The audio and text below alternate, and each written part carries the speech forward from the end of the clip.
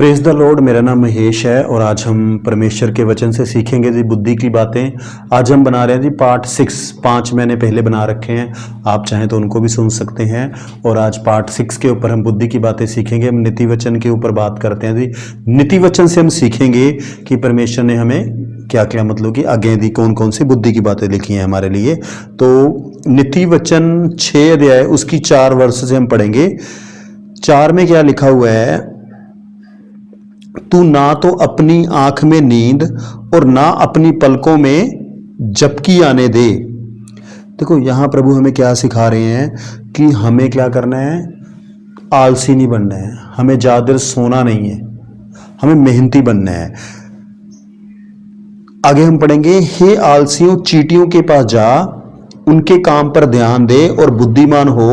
उनके ना तो कोई न्यायी होता है, ना प्रधान होता है और ना प्रभुता करने वाला, तो भी वे अपना आहार धूपकाल पे संचय करती हैं और कटनी के समय अपनी भोजन वस्तु बटोरती हैं।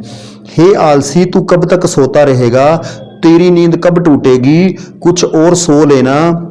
थोड़ी सी नींद, एक और झपकी, थोड़ा और छाती पर हाथ रखे लेटे रहना, तब तेरा कंगालपन राख के लुटेरे के समान और तेरी गटी हथियारबंद के समान आ पड़ेगी। यहां पे ना परमेश्वर हमें सीधी बात सिखा रहे हैं जी कि हमें आलसी नहीं बनना। अगर आप ये सोचो ना कि काम करने की जरूरत नहीं है, बिना काम किए कोई बहुत बड़ा चमत्कार हो जाएगा और आपके सारे घर का खर्चा भी चल जाएगा और चमत्कार हो गया, ऐसा कुछ भी नहीं होने वाला है। मैं ना आपको उदाहरण से समझाता हूँ। मेरे पहचान में कुछ लोग हैं, उनके दिमाग में ना एक गलत बात बैठी हुई है।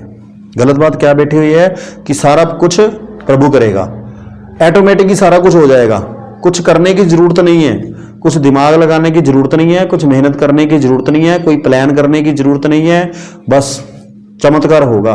वो चमत्कार का इंतजार करते करते सारी जिंदगी बीत जाएगी, कोई नहीं चमत्कार होने वाला। देखो हमें मेहनत करनी ही पड़ेगी, तभी जीवन में कुछ मिलेगा। प्रभु ने क्या कहा है कि किससे सीखो? प्रभु कह रहा है, हे आलसी चींटियों के पास जा। अगर हम उनके काम पर ध्यान दे और बुद्धिमान हो। प्रभु कहता है चींटियां क्या करती हैं? उनके ऊपर ध्यान दे। चींटियां भी काम करती हैं, उनके ऊपर ना तो कोई न्यायी होता है, ना प्रधान, ना प्रभुता करने वाला। प्रभु कह रहे उनको कोई गाइड करने वाला नहीं है, उनके ऊपर कोई प्रधान नहीं है, लेकिन फिर भी वो मेहनत करती हैं। वो क्या करती हैं? तो भी वे अपना आहार धूपकाल में संचय करती हैं और कटनी के समय अपनी भोजन वस्तु बटोरती हैं। मतलब वो भी मेहनत करती हैं, धूप होती तो भी मेहनत करती हैं और अपना भोजन वस्तु बटोरती हैं। हम तो इंसान हैं। तो परमेश्वर हमें ये सिखा रहे हैं कि हमें मेहनत करनी चाहिए, हमें काम धंधा करना चाहिए। मैं ना कुछ ऐसे लोगों को जानता हूं, उनके अंदर बड़ा आलस है। उनके दिमाग में क्या है कि वो मेहनत करके ना खुश नहीं है। उनको लगता है बड़ा सा कुछ चमत्कार हो जाएगा और बहुत पैसा ही पैसा हो जाएगा। ये जो भावना है ना, ये आपको नुकसान करने वाली है। बाइबल कह रही, मैं नहीं कह रहा हूं, आगे वचन से पढ़ेंगे। उनके दिमाग में क्या, जब गर्मी होती है ना, उनको बड़ी गर्मी लगती है, कहते बहुत बहुत गर्मी है, बहुत गर्मी है, घर के अंदर एसी लगा के बैठे रहो। जब सर्दी होती है फिर कहेंगे आज बहुत सर्दी है, आज बहुत सर्दी है। लेकिन प्रभु का वचन क्या कह रहा है कि जब धूप भी होती, चींटियां तब भी काम करती हैं। देखो मुझे पता है बाहर गर्मी भी है, सर्दी भी है, लेकिन परमेश्वर ने हमें समर्थ दी है कि हम इस गर्मी को भी सहन कर सकते हैं और सर्दी को भी सहन कर सकते हैं। जब कभी आपको लगे ना बहुत गर्मी हो रही है, बहुत सर्दी हो रही है, तब आप ना यीशु मसीह को याद करना है आपने। हमारे प्रभु ने कितना दर्द सहा। बाइबल में लिखा है कि उनका पसीना लहू बन गया। हमें इस गर्मी से ऐसा तो नहीं हो रहा है कि हमारा पसीना लहू बन रहा है, या इस सर्दी से ऐसा तो नहीं हो रहा है कि हमारा पसीना लहू बन रहा है। जिस दिन हमारा पसीना लहू बनने लग जाए ना, तब हम कह सकते हैं प्रभु आज तो आपके बराबर का दुख हमने सह लिया। और मुझे नहीं लगता कि वो दिन कभी ऐसा आएगा कि हमारा पसीना लहू बन जाएगा। तो परमेश्वर ने हमें समर्थ दे रखी है कि हम गर्मी भी सहन कर सकते हैं और सर्दी भी सहन कर सकते हैं। तो इसलिए आपने क्या करना है, गर्मी सर्दी की ओर ध्यान नहीं देना, आलस नहीं करना, आपने डट के मेहनत करनी है, काम धंधा कीजिए। अगर आप आलसी बने रहेंगे तो बाइबल देखो क्या कह रही है, तब तेरा कंगालपन राह के लुटेरे के समान और तेरी गटी हथियारबंद के समान आ पड़ेगी। मतलब अगर आप काम धंधा नहीं करेंगे, आप आलसी हो, तो आप कंगाल होने वाले हो जी। मैंने कुछ लोगों को देखा, वो काम धंधा नहीं करते, फिर वो दोष लगाते यीशु मसीह के ऊपर। प्रभु हमारे जीवन में ऐसी प्रॉब्लम क्यों है? हमारे पास खाने का नहीं पूरा हो रहा है। प्रभु जी भाई तुम काम धंधा नहीं कर रहे। कुछ मैं ऐसे लोगों से भी मिला, मैंने उनको बोला वो ना काम धंधा करके खुश नहीं है, कहते जी नहीं मतलब हमें काम नहीं करना, बस प्रभु करेगा प्रभु करेगा। फिर कहते कभी कहते हमारे पास सिलेंडर लेने के लिए पैसे नहीं है। मैंने बोला भाई साहब काम कर लो। काम के नाम पे ना उनको गुस्सा आ जाता है, क्योंकि उन्होंने शरीर को आदत डाल दी है फ्री रहने की। अगर आपने शरीर को फ्री रहने की आदत डाल दी ना, फिर आपसे काम नहीं होने वाला। ये शरीर फिर आराम पसंद हो जाएगा, फिर इसको काम इससे नहीं होगा। मैं सुबह से लेकर रात तक काम करता हूँ जी, उसके साथ साथ मैं प्रभु की सेवा करता हूँ। मैं अपना काम भी करता हूँ, साथ में प्रभु की सेवा भी करता हूँ। तो जब मैं किसी को बोलता हूँ ना भाई मैं भी काम करता हूँ तुम भी काम कर लो, कहते तुम करते हो करते रहो, हमारी तो एज बहुत ज़्यादा हो गई है। किसी को मैंने बोला कि अगर आपको इतनी प्रॉब्लम होती है आप कहीं पे काम कर लो, कहते नाना जी अब हमने काम नहीं करना, अब हमारी एज ज़्यादा हो गई है। भाई साहब अगर तुम्हारे पास नहीं इनकम सोर्स है कोई तुम्हारा, तो काम तो करना ही पड़ेगा ना। घर कैसे चलेगा, घर का खाना कैसे चलेगा, महंगाई बढ़ रही है तो काम करना ही पड़ेगा। प्रभु कहते हैं कि काम धंधा करो, नहीं करोगे तो कंगाल होते रहोगे। फिर दोष किसके ऊपर लगाओगे, यीशु मसीह के ऊपर। देखो प्रभु तो सच्चा है ना, उसको पता है इसकी गलती है, लगा दो दोष, उससे क्या होगा। प्रभु उत्तर ही नहीं देंगे। अगर गलती आपकी है दोष प्रभु के ऊपर लगाओ, प्रभु फिर भेजेगा अपने सेवक को और वो आपको बोलेगा आके, प्रभु उसके मन में डालेगा इसको बोल काम कर, फिर वो बोलेगा आपको आके काम करो, है ना। तो इसलिए काम धंधा जरूर करो। देखो बाइबल भी पढ़ो, प्रार्थना भी करो, लेकिन काम धंधा भी पढ़ो करो, ताकि हमारी सारी जरूरतें पूरी हो सके। उसके बाद आगे हम पढ़ेंगे जी, ओछे और अनर्थकारी को देखो, वे टेढ़ी टेढ़ी बातें बकता फिरता है, वह नैन से सैन और पांव से इशारा और अपनी उंगलियों से संकेत करता है। अब यहाँ पे प्रभु कह रहे हैं कि जो ओछे और अनर्थकारी लोग हैं, जो वचन के ऊपर नहीं चलते, जो अपने मुंह से कौन सी बातें करते हैं, टेढ़ी टेढ़ी बातें। मैंने ये चीज देखी है, जो फ्री रहता है ना बंदा, आलसी हो गया, काम धंधा नहीं करता, फिर वो मुंह से उनसे टेढ़ी टेढ़ी बातें निकलती हैं, ऐसे शब्द बोलता है, मतलब सामने वाले बंदे का मन दुखी हो जाता है। एक मतलब परिवार से मैं मिला तो उसके घर में देखा बंदा ना काम नहीं करता, मेहनत नहीं करता, लेकिन उसका मुंह इतना चलता है, ऐसे ऐसे शब्द बोलेगा।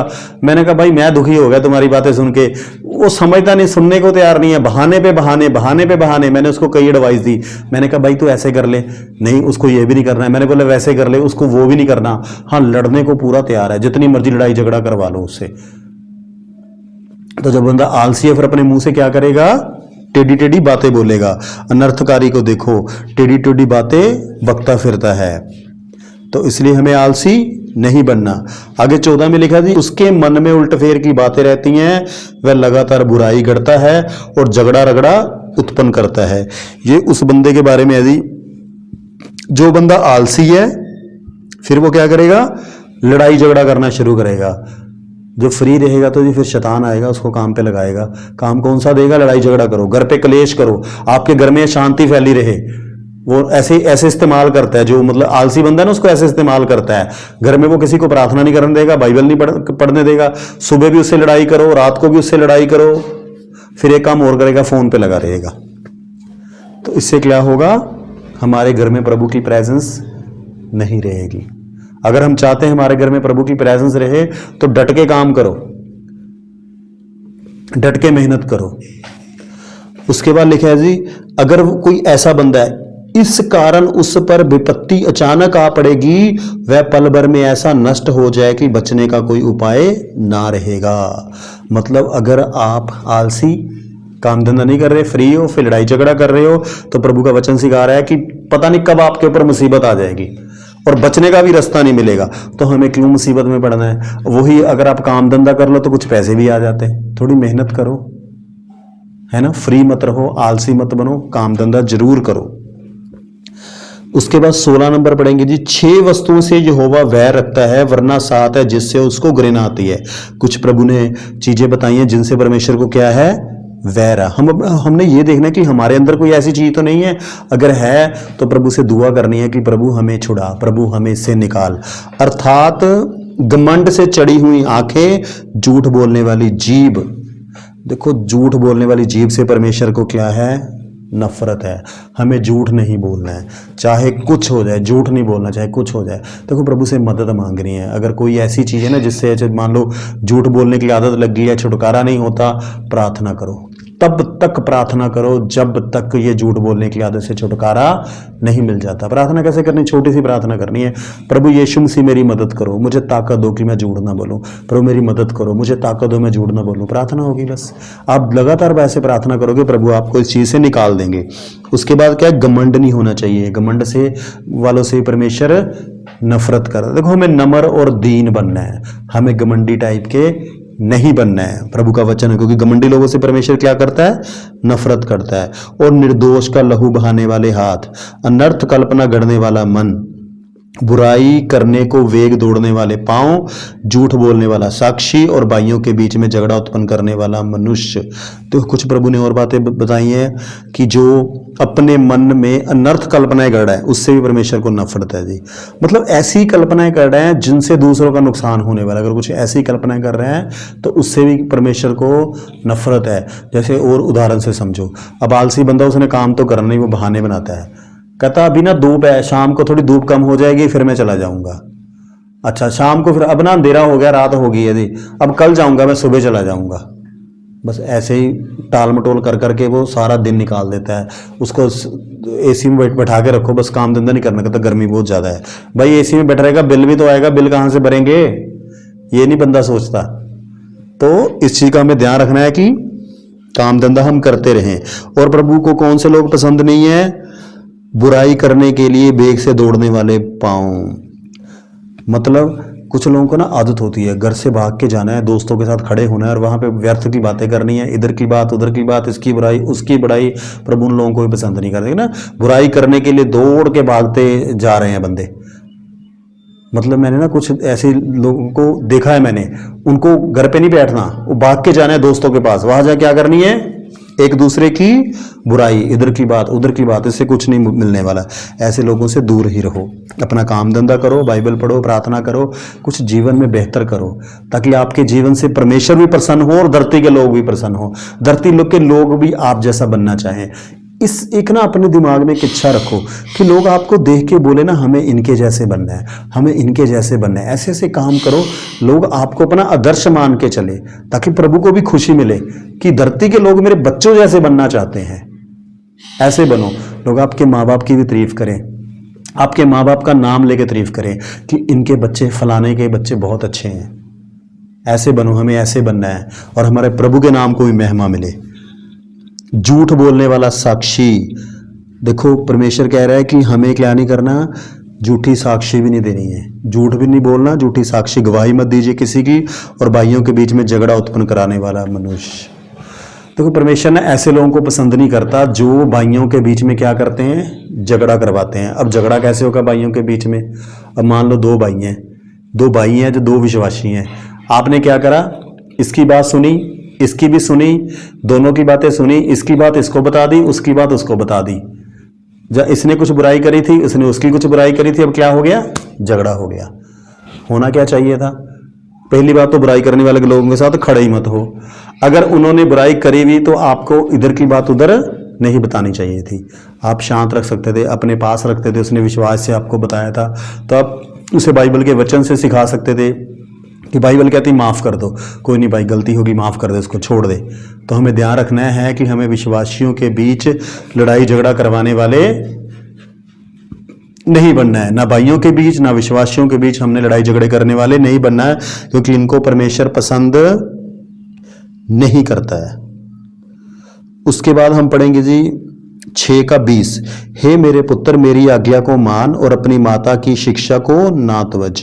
यहाँ परमेश्वर कह रहे हैं कि तुम्हें मेरी बातों को मानना है, जो बातें मैं बता के हटा हूँ आप इनको मानना शुरू कीजिए, और अपनी माता की शिक्षा को भी ना तवज।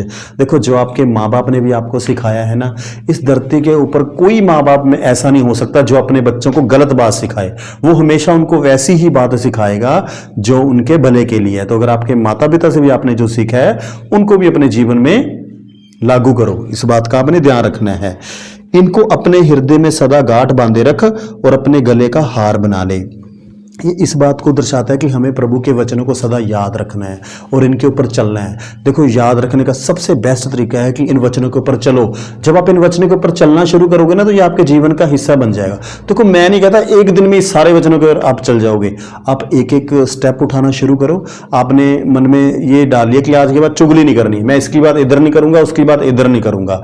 इसके ऊपर आप ध्यान देना शुरू करो। फिर आपने जब देखा कि हाँ चलो अब मैंने चुगली करनी बंद कर दी, फिर आप धीरे धीरे दूसरे पे आओ कि आप झूठ नहीं बोलना, फिर आप झूठ वाले पार्ट पे आ जाओ। फिर आप आ जाओ कि मुझे लड़ाई झगड़ा नहीं करना। ऐसे धीरे धीरे धीरे करते करते करते आप देखोगे कि आपके जीवन में बहुत सारा बदलाव आ गया।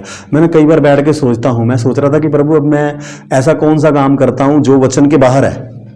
मैं से ना ध्यान लगाता हूं कि कोई ऐसा काम मैं करता हूं जो वचन मुझे बोलता है कि नहीं करना और मैं कर जाता हूं। तो मैं अपनी खुद की परख कई बार करता रहता हूं।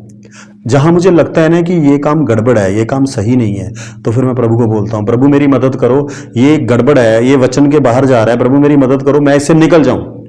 फिर मैं उसके लिए प्रार्थना करनी शुरू करता हूं। सेम आप भी वैसा ही कीजिए कि जो कोई ऐसा काम अगर आपको लग रहा है कि ये वचन के बाहर है, तो आप उसके लिए प्रभु से प्रार्थना कीजिए कि प्रभु मेरे ऊपर दया कर, मैं इसमें से निकल जाऊं, इस चीज से निकल जाऊं। मैं अपने जीवन में कई बार देखता हूं कि बहुत सारी ऐसी चीजें करता हूं जो वचन के आधार के है, मैं वचन के आधार के ऊपर ही चलता हूं, वचन से बाहर नहीं चलता। मैं भी इंसान हूं, कई बार मेरे से भी गलती हो जाती है, लेकिन जो हो जाती है फिर मैं प्रभु से मदद मांगता हूं कि प्रभु मुझे ताकत दो, मैं आगे से ये वाली गलती ना करूं। जब हम वचनों के ऊपर चलेंगे तो फिर क्या होगा, वह तेरे चलने में तेरी अगुवाई और सोते समय तेरी रक्षा और जागते समय तुझसे बातें करेगी। जब हम बाइबल के वचनों को पढ़ेंगे, सुनेंगे, तो ये वचन फिर क्या होगा, आपके अंदर से आने शुरू हो जाएंगे ऑटोमेटिक। आप बाइबल पढ़ते रहिए, आप बाइबल सुनते रहिए। आप देखना, जब आप कहीं पे किसी से बात करोगे तो एकदम से ये वचन आपसे बात करेगा। अगर कोई आपसे कुछ बोल रहा होगा तो उससे ही टाइम वचन बोल देगा। कुछ गलत बोल रहा होगा तो बाइबल बोलेगी नहीं, परमेश्वर का वचन आपसे बोलेगा। ये ना जो परमेश्वर का वचन है, ये जीवित वचन है। ये मेरे जीवन में बहुत बार होता है। जब कहीं भी कोई स्थिति आती है, मेरे अंदर से वचन आ जाता है कि बाइबल में ये लिखा है। आपको एक उदाहरण से बताता हूँ। मेरे ना पहचान के कुछ लोग हैं, उन्होंने मुझे एक दो बार बोला, उनको पता नहीं था कि मैं झूठ नहीं बोलता। मुझे कहते तू ना ये वाला झूठ बोल देना। मैंने कहा भाई साहब मैं नहीं झूठ बोलूंगा, बाइबल में लिखा है जो लोग झूठ बोलते हैं वो नरक में जाएंगे। मैंने कहा मैंने नरक में नहीं जाना। देखो, एकदम से ये वचन बाइबल का मेरे मन में आ गया, क्योंकि मैंने बाइबल पढ़ी हुई है। अगर ना बाइबल पढ़ी होती शायद मैं भी झूठ बोल देता। कोई बात नहीं, क्या फर्क पड़ता है यार, गुस्सा ना मान जाए, दोस्त है। मैं सीधा क्लियर ही बोल देता हूं कि बाइबल में ये लिखा है। तो ये कैसे हो पाया, क्योंकि ये वचन मुझे मालूम था, ये मैंने सुना हुआ है, बाइबल पढ़ी हुई है। तो उससे क्या हुआ कि इस वचन ने मेरी सुरक्षा करी और मुझे बचा लिया कि मैंने झूठ नहीं बोला। अगर मैं झूठ बोल देता तो मैंने भी एक पाप कर लिया था, परमेश्वर का वचन तोड़ दिया था। तो इसी तरह से हमने ध्यान रखना है कि हमें बाइबल के वचनों के ऊपर चलना शुरू करना है। आज्ञा तो दीपक और शिक्षा ज्योति और सिखाने वाले की डांट जीवन की का मार्ग है। देखो, जो शिक्षा है ना वो ज्योति का काम करती है, और क्या है, सिखाने वाले की डांट जीवन का मार्ग है।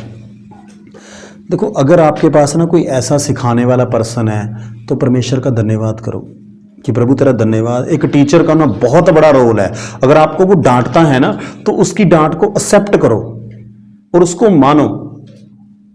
मैंने ना ये चीज, प्रभु का धन्यवाद, मैंने सीख लिया। अगर मैं किसी टीचर से कुछ सीखता हूं ना, उन्होंने मुझे कुछ बोल दिया तो फिर चाहे कुछ हो जाए, अगर बाइबल के आधार पर उन्होंने कुछ बोला है ना तो फिर मुझे उसके ऊपर चलना है कि मैंने इसको छोड़ना नहीं है, अब इस वचन को चलना ही चलना है। ये ताकत प्रभु की ओर से मिली कि पहले टीचर की सुननी है। अगर वो डांटता भी है मुझे तो मैं उसके ऊपर मनन करता हूं कि प्रभु इस आपके पर्सन ने मुझे डांटा है, क्या ये सही, मतलब मेरी मदद करो कि मैं इसको और बेहतर कर सकूं।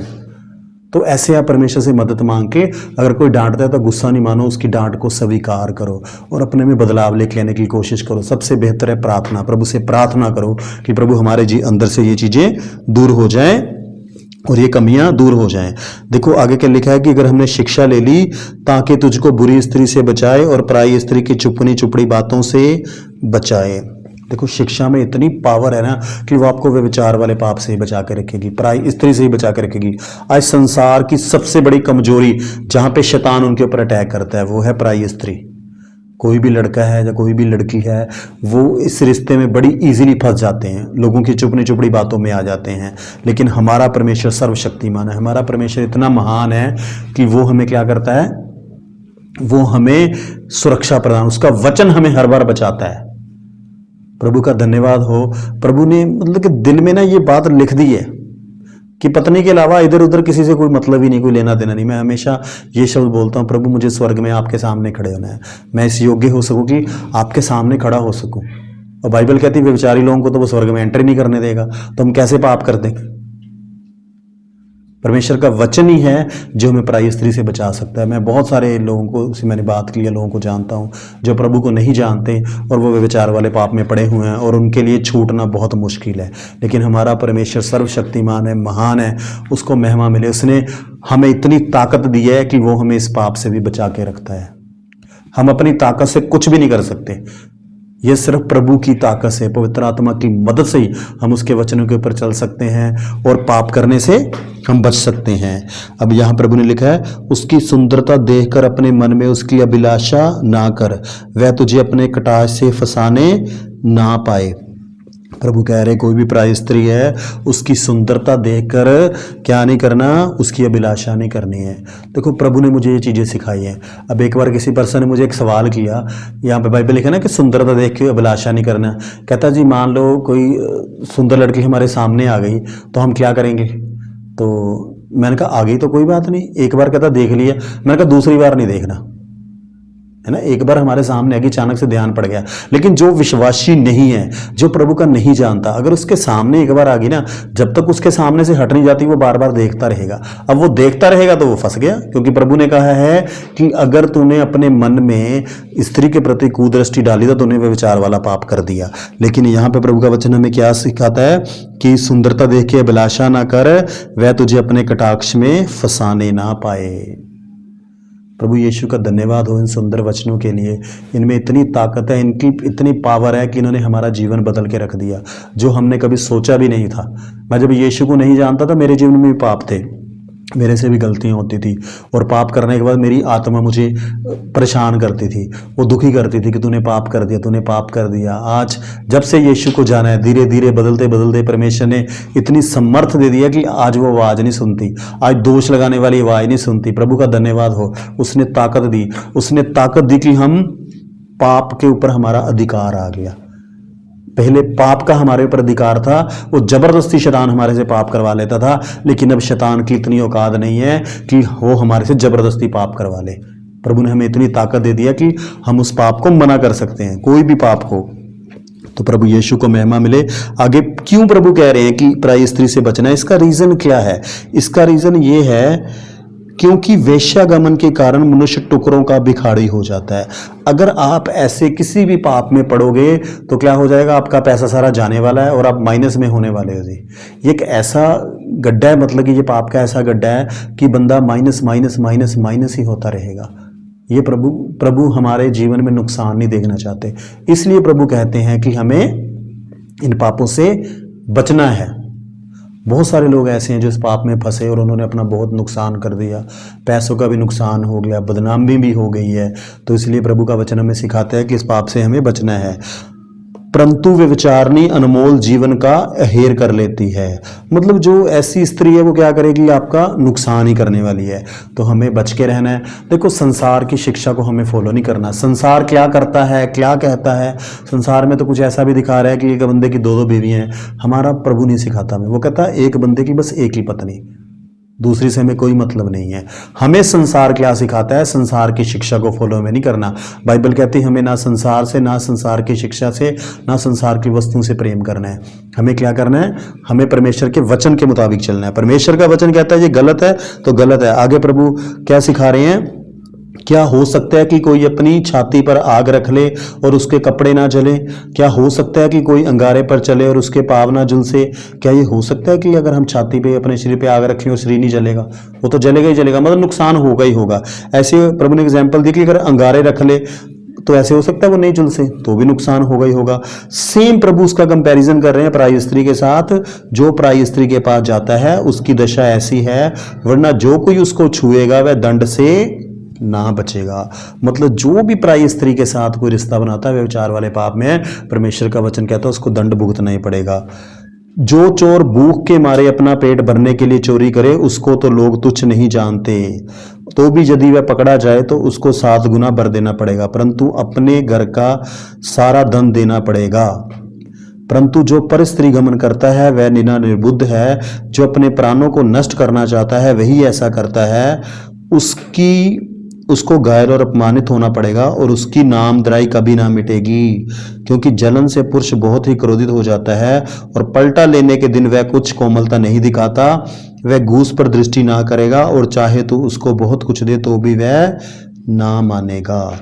देखो प्रभु ये सिखा रहे हैं कि अगर कोई किसी ने चोरी की, भूख के लिए चोरी की ना, तो उसको तो चलो इंसान दिया कर, चल कोई नहीं यार, ये इसको भूखा था, खाना खाना था, तो इसको माफ कर देंगे। लेकिन ये जो पराई स्त्री वाला पाप है ना, परमेश्वर कहता है उसको क्या होगा, लोग माफ नहीं करते। उसको क्या होना पड़ेगा, घायल और अपमानित होना पड़ेगा, और उसकी क्या होगी, बदनामी होगी। वो ऐसा पाप है, ऐसी मतलब आपकी इंसल्ट है, या ऐसा आपके ऊपर दब्बा लगेगा कि वो कोई मिटाया नहीं जा सकता। ये ऐसा खतरनाक पाप है। जब जब लोगों को पता लगेगा तो एक बदनामी हो जाएगी, आपकी पूरे समाज में बदनामी हो जाएगी। तो हम एक समाज में अच्छे उदाहरण बने, एक ऐसा मतलब हो कि हमारे जीवन को लोग फॉलो करें, ना कि ऐसा हो जाए कि लोग हम मतलब हमें देख के लोग बोलें कि ये बंदा अच्छा नहीं है। तो हमें इसलिए ध्यान रखना है कि पराई स्त्री से हमें क्या करना है, बच के रहना है। यहाँ पे आगे प्रभु दिखा रहे हैं कि जलन से क्या होगा, पुरुष क्रोधित हो जाता है। यहाँ पे ना उस पर्सन की उदाहरण दी जा रही, जो कोई पराई स्त्री, अगर उसका पति है, उसको पता लगेगा तो वो क्या करेगा, लड़ाई झगड़ा करेगा।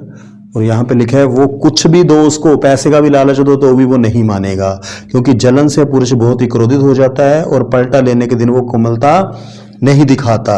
वह घूस पर दृष्टि ना करेगा और चाहे तो उसको बहुत कुछ दे तो भी वह ना मानेगा। मतलब आप उसको कितना भी कुछ देने का वो लालच दो, लेकिन वो नहीं मानेगा।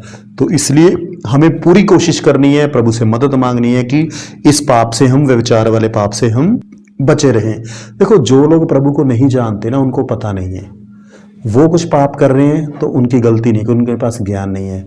आपने प्रभु को जाना है, प्रभु आपको सिखा रहे हैं, तो आपकी जिम्मेवारी है कि आपने इन वचनों के ऊपर चलना है। नीति वचन 8:1 में क्या लिखा है, क्या बुद्धि नहीं पुकारती, क्या समझ ऊंचे शब्द से नहीं बोलती। वह ते ऊंचे स्थानों पर मार्ग की एक और तिमोहियों में खड़ी होती है, फाटकों के पास, नगर के पेठाव में और दाड़ों ही में वह ऊंचे स्वर से कहती है, हे मनुष्यों, मैं तुमको पुकारती हूँ और मेरी बात सब आदमियों के लिए है। हे बोलो, चतुराई सीखो, और हे मूर्खो, अपने मन में समझ लो। यहाँ पे ना बुद्धि की बात आ रही कि बुद्धि क्या करती है, वो हमें पुकारती है, मार्ग में भी पुकारती है, हम रास्ते में चल रहे वहां भी बोलती, हमसे बात करती है। और वो क्या कहती है, मनुष्यों को ऊंचे स्वर से क्या कहती कि हे मनुष्यों, मैं उनको पुकारती हूँ, मेरी बात सब आदमियों के लिए है। हे बोलो, चतुराई सीखो, मूर्खों, अपने मन में समझ रखो। बुद्धि आती है शिक्षा से, परमेश्वर के वचन से। अब वचन क्या कह रहा है कि क्या करना है, हमें चतुराई सीखनी है, हमें समझदार बनना है, इंटेलिजेंट बनना है। हमें इतने इंटेलिजेंट बनना है कि हमें सामने वाले का नुकसान करना नहीं है, अपना होने नहीं देना। आपके पास इतनी समझ, इतनी नॉलेज होनी चाहिए कि कोई आपको बेवकूफ ना बना दे। जब मुझे नॉलेज नहीं थी तो मैं लोगों की बातों को बड़ी जल्दी विश्वास कर लेता था। जैसे जैसे प्रभु का वचन पढ़ना शुरू किया, प्रभु ने बुद्धि दी, अब मैं बड़ा सोच विचार के, कोई मैं जल्दबाजी नहीं करता, बड़ा सोच विचार के डिसीजन लेता हूँ, जल्दी किसी की बातों के ऊपर विश्वास नहीं करता। मतलब ना सामने वाले का मुझे बेवकूफ़ बनाना मुश्किल हो जाता है। उसका रीज़न एक ही है, नॉलेज। परमेश्वर ने मुझे नॉलेज दी है, बुद्धि दी है, विजडम दी है, तो बड़े हिसाब से मैं चलता हूँ अपने जीवन में। ना मैं किसी के साथ पैसे का लेन देन रखता हूँ, ना मैं पैसे देता हूँ, ना मैं मांगता हूँ, वो चक्कर ही नहीं डालता, मैं पैसे का लेन देन नहीं रखता। पूरा वचन के ऊपर पूरी तरह फोकस करके मैं चलता हूँ। तो इसी तरह से हमें, अगर हम क्या बनना है, मूर्खों क्या बनना है, समझदार बनना है। देखो संसार की शिक्षा तो हमें बेवकूफ़ बनाने में, मूर्ख बनाने में लगी हुई है। संसार में ये सिखाया जाता है कि पैसा कैसे खर्च करना है, ये नहीं सिखाया जाता कि पैसा कैसे कमाना है।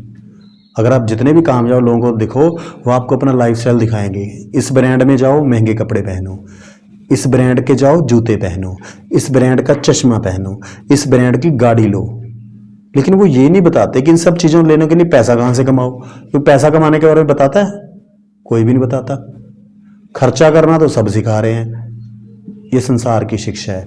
लेकिन ब्रांड के पैसा कमाना कैसे है, उसके बारे में सिखाने वाले कितने हैं, बहुत कम लोग हैं जो आपको बताएंगे पैसा कैसे कमाना है। तो इसलिए हमें समझदार बनना है, बुद्धिमान बनना है। संसार की शिक्षा से हमें क्या करना है, बच के रहना है, हमें मूर्ख नहीं बनना। मैंने देखा है बहुत सारे लोग क्या करते हैं, एक दूसरे को देख के ना, इसके पास एप्पल का फ़ोन है, मुझे भी एप्पल का फ़ोन लेना है। ज़रूरत नहीं है लेकिन मुझे लेना है, क्यों है, क्योंकि मेरे दोस्त के पास है, मेरे दोस्त के पास बुलेट है जी, मुझे भी बुलेट लेना है। क्या करना है, कुछ नहीं करना, शाम को गेड़ा लगाना है जी। ये चीज़ें क्या है, हमें क्या, ये क्या है, मूर्खता वाली बातें हैं जी। पैसे बड़ी मेहनत से बनते हैं, इसे सोच समझ कर खर्च करो, जहाँ ज़रूरत है वहाँ खर्चो, बाकी पैसे संभाल के रखो, फालतू जगह पे वेस्ट हमें नहीं करना, हमें मूर्ख नहीं बनना, समझदार बनो। सुनो क्योंकि मैं उत्तम बातें कहूंगी और जब मुंह खोलूंगी तब उससे सीधी बात निकलेगी।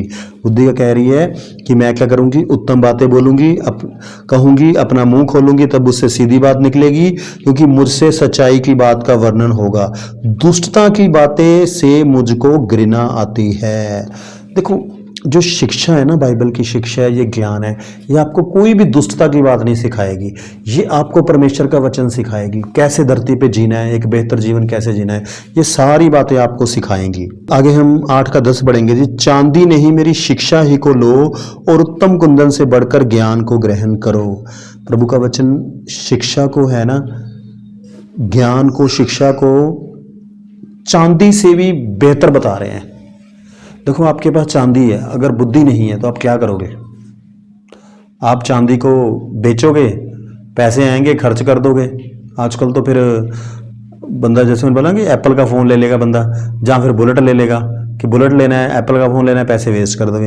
लेकिन अगर आपके पास समझ है तो आप क्या करोगे, चांदी को भी रखोगे और काम धंधा करोगे, पैसा कमाओगे और भी चांदी खरीद सकते हो, है ना। शिक्षा होना बहुत ज़्यादा ज़रूरी है, यानी पैसा कमाने के लिए भी हमें क्या चाहिए, शिक्षा चाहिए, एजुकेशन चाहिए। प्रभु का धन्यवाद हो इन वचनों के लिए। आपने इस वचन को सुना, प्रभु आपको आशीष दे।